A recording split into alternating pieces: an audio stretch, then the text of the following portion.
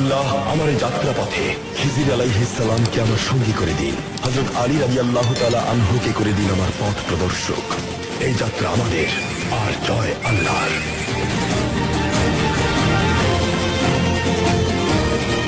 Islamic সুন্নাহ ফাউন্ডেশনের পক্ষ থেকে আপনাদেরকে জানাই ঈদের আন্তরিক শুভেচ্ছা, ঈদ মুবারক। বাংলাদেশ ইসলামিক সুন্নাহ ফাউন্ডেশনের চেয়ারম্যানের পক্ষ থেকে আজকে অসহায় দরিদ্র পথশিশুদের মাঝে নতুন ঈদের পোশাক বিতরণ করা হয়েছে। 2017 সাল থেকে আমাদের এই কার্যক্রমটি চলতেছে। আমরা এই কার্যক্রমগুলো করতেছি নিজস্ব উদ্যোগে। আমাদের কোন রকমের ডোনার নেই, কোন রকমের ইনভেস্ট করার কোনো ব্যক্তি নেই। আমরা নিজস্ব অর্থায়নে মানুষের কল্যাণে কাজ করে থাকি। আমরা প্রত্যেক ঈদে অসহায় পথশিশুদের মাঝে নতুন ঈদের পোশাক বিতরণ করি এবং প্রত্যেক সপ্তাহে 3 দিন তাদেরকে আমরা পাঠদানের ব্যবস্থা করে থাকি, যেন তারা উন্নত শিক্ষায় শিক্ষিত হতে পারে। তার সাথে সাথে আমরা তাদেরকে ধর্মীয় শিক্ষার উপরেও আরোপ করতেছি।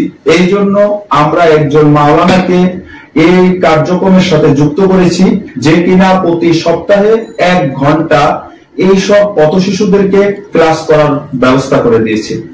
আমরা চিন্তা করি মাদক মুক্ত একটি সমাজ কিভাবে তৈরি করা যায়।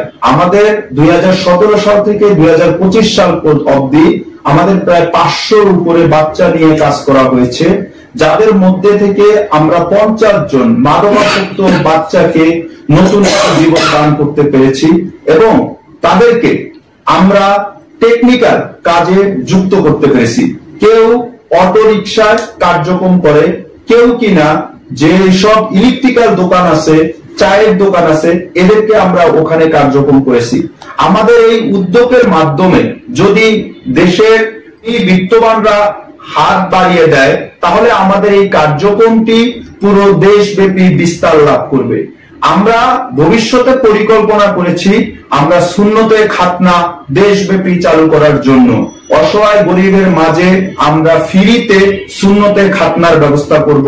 আমাদের এই কার্যক্রমে যুক্ত আছে ডাক্তার, ইঞ্জিনিয়ার, মানবাধিকার, সাংবাদিক, বহু পেশার লোকজন আছে। বিভিন্ন রাজনৈতিক দলের নেতৃবৃন্দ আমাদের সাথে যুক্ত আছে এবং কি আলেম ওলামারাও আমার এই সংগঠনে যুক্ত আছে। তাদের সবার প্রচেষ্টায় আমার এই সংগঠন আজকে ক্ষুদ্র থেকে এই পর্যন্ত আসছে।